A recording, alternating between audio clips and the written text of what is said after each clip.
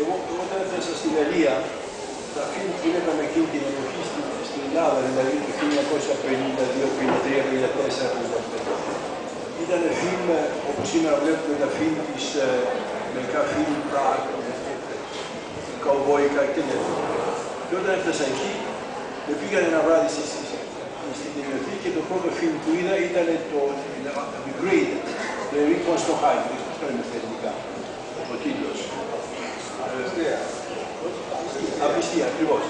Και έμεινα κατάπληκτος που είδα ότι το κινηματογράφος μπορούσε να κάνει έργα σοβαρά όπως ήταν το θέατρο. Όπως το ελληνικό, το κλασικό θέατρο, όπως το ισπανικό κλασικό θέατρο, αγγλικό κτλ.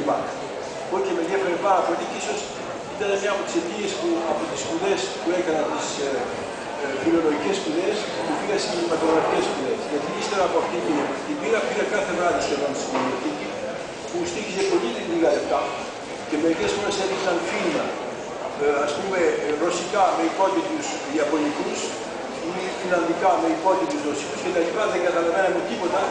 Σύγχρονα μπορούσαμε να δημιουργήσουμε το σενάριο, να βρούμε τη δομή του σενάριου.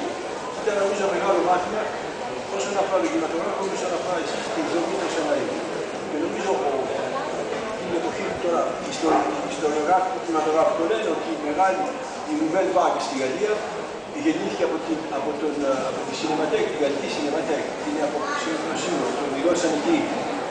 Θέλω να πω με αυτό ότι μια ταινιοθήκη μπορεί να παίξει ένα ρόλο πολύ σοβαρό, όχι μόνο ιστορικό, αλλά επίσης καλλιτεχνικό.